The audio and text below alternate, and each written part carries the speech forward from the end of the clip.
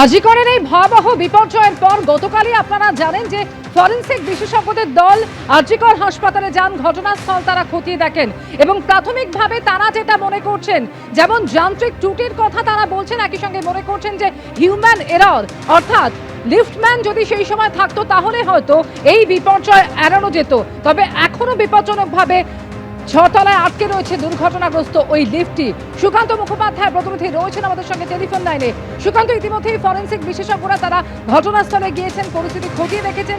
কি মতামত তাদের, তারা কি বলছেন যে ঠিক কি কারণে এই দুর্ঘটনা?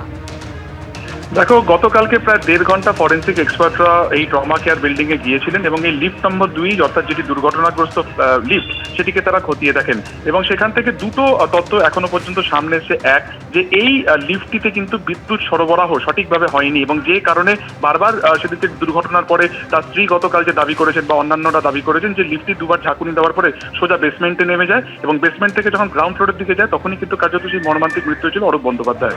এবং লিফট সঠিকভাবে কাজ করেনি, সেটি ম্যাল ফাংশন করেছিল, সেটা সেন্সারও কাজ করেনি মূলত কিন্তু এই বিদ্যুৎ সরবরাহের জন্য বা এই ইলেকট্রিক্যাল ফল্টের জন্য। ফলত এই ইলেকট্রিক্যাল ফল্ট কি পুরনো নাকি যে সময় অরূপ বন্দ্যোপাধ্যায়রা লিফটে উঠেছিলেন সেই সময় হয়েছিল, সেই বিষয়টা তারা খতিয়ে দেখছেন।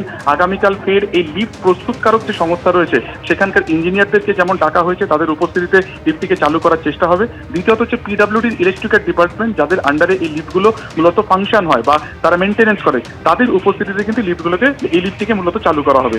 এবং দ্বিতীয় যে তথ্য রয়েছে এবং সেটা সব থেকে গুরুত্বপূর্ণ, যেটা তদন্তকারীরা কালকে ঘটনাস্থলে গিয়েও তারা খতিয়ে দেখেছে, সেটা হচ্ছে হিউম্যান এরর। অর্থাৎ সেদিনকে যদি কোনো লিফটম্যান বা লিফট অপারেটর সেই সময় থাকতেন তাহলে এই ক্ষেত্রে কিন্তু দুর্ঘটনা এড়ানো যেত, এমনটাই কিন্তু মনে করছেন ফরেনসিক এক্সপার্টরা। ফলত এই বিষয়ে আরো পুঙ্খানুপুঙ্খ রিপোর্টের জন্য বা আরো তথ্য যাচাইয়ের জন্যই আগামীকাল ফের এক্সপার্ট টিম তারা যাবে এবং এবারে ফরেনসিক এক্সপার্টের সাথে বায়োলজি এবং ফিজিক্স ডিপার্টমেন্টের আধিকারিকরাও থাকবেন। তাদের উপস্থিতিতেই ছেঁড়া জামা, যেটা অরূপ বন্দ্যোপাধ্যায় ছিল, চুলের গোছা বা রক্তের নমুনা যেগুলো বেসমেন্টে এখনো পড়ে রয়েছে, সেগুলোকে তারা কালেক্ট করবেন।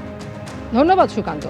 আরজিকরের লিফটে ভয়ঙ্কর মৃত্যু দমদমের বাসিন্দা অরূপ বন্দ্যোপাধ্যায়, তারই প্রতিবাদে এবিভিপির তরফে বিক্ষোভ দেখানো হয়। সেই ছবি আপনারা দেখতে পাচ্ছেন। একবার সরাসরি আমি যাব আমাদের প্রতিনিধি আবির দত্তর কাছে, তার আগে ছবি রেখেছি আপনাদের সামনে। আরজিকরের লিফটে যেভাবে মৃত্যু হয়েছে অরূপ বন্দ্যোপাধ্যায়ের, তার প্রতিবাদ জানাচ্ছে এবিভিপি।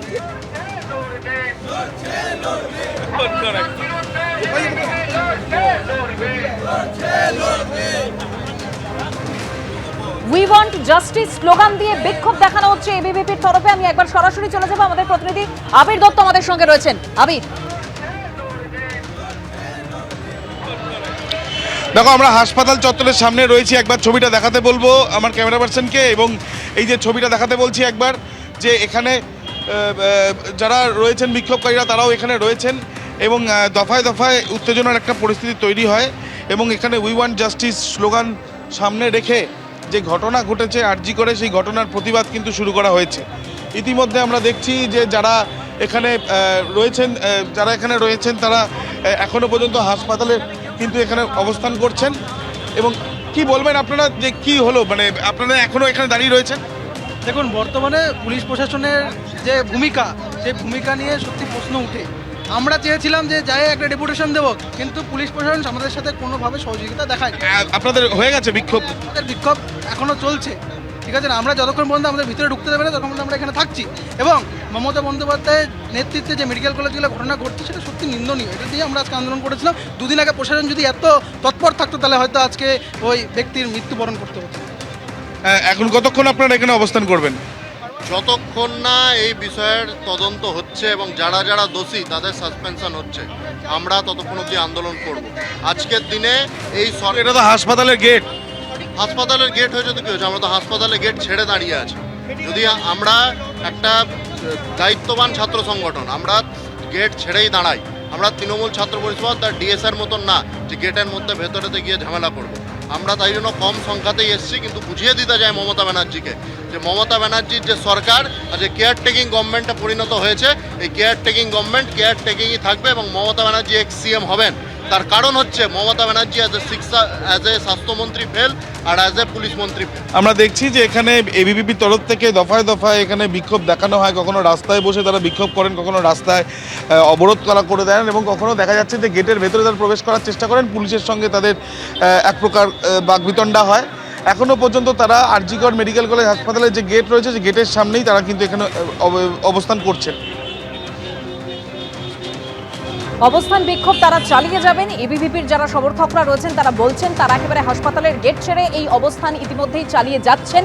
তাদের বক্তব্য একটাই, যারা দোষী তাদেরকে তদন্তের আওতায় আনতে হবে এবং যথাযথ শাস্তি দিতে হবে তাদের। এই আরজিকর হাসপাতালে লিফটে আটকে যেভাবে মর্মান্তিক মৃত্যু হয়েছে দমদমের বাসিন্দা অরূপ বন্দ্যোপাধ্যায়, তারই প্রতিবাদে এই বিক্ষোভ। এবিপি আনন্দ এগিয়ে থাকে, এগিয়ে রাখে।